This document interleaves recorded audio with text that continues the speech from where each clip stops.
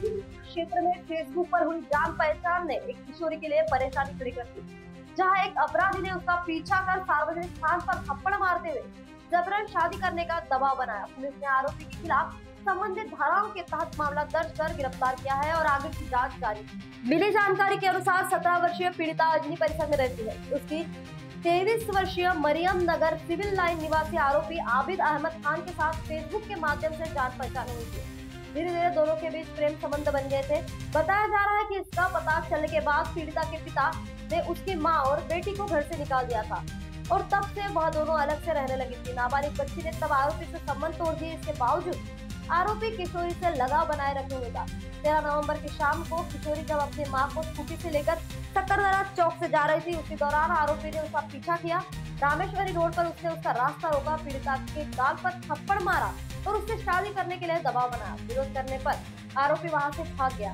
इस घटना से किशोरी को मानसिक आघात और शर्मिंदगी का सामना करना पड़ा। पीड़िता की शिकायत पर अजनी पुलिस ने मामला दर्ज कर बाद में आरोपी को गिरफ्तार कर लिया है और आगे की जांच जारी है। नमूद गुन्ह्यात अल्पवयीन फिर्यादी हिने पोलीस ठाणे अजनी येथे येऊन रिपोर्ट दिली की ती अल्पवयीन असल्याने व तिची फेसबुकद्वारे एक मरियम नगर सीताबर्डी पोलीस ठाणे सीताबर्डी हद्दीत राहणारा रेकॉर्डवरील एक आरोपी आबिद खान याच्यासोबत फेसबुकद्वारे ओळख झाली आणि फेसबुकद्वारे ओळख झाल्यावर त्यांच्या ओळखीचे रूपांतर मैत्रीत झाले आणि तेव्हापासून त्यांची मैत्री सुरू होती। तर सदर बाबतची माहिती ही जी अल्पवयीन मुलगी आहे हिच्या वडिलांना माहिती पडलं, तर त्यामुळे वडिलांनी हे असं संबंध असल्या कारणाने तिला व तिच्या आईला घरातून बाहेर काढून दिले होते। तर तेव्हापासून सदरची अल्पवयीन मुलगी व तिची आई हे दुसरीकडे भाड्याने राहत होते आणि तिची आई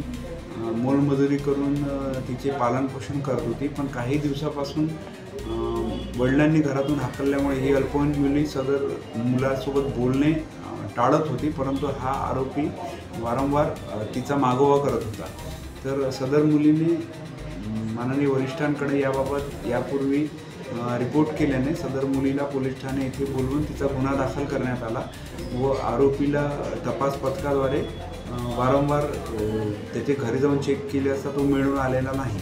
2 दिवसपर्यंत मिळून आला नाही, पण तपास पथक एकसारखे मागेच होते आणि त्याची गोपनीय माहिती काढली आणि आबिद खान याला सीताबर्डी हद्दीतूनच बाजूच्या 3 नंबरच्या घरातून अटक करण्यात आली। सदर आरोपीवर यापूर्वी एक 307चा गुन्हा दाखल आहे आणि त्याला अटक करून न्यायालयासमोर पाठवित आहोत।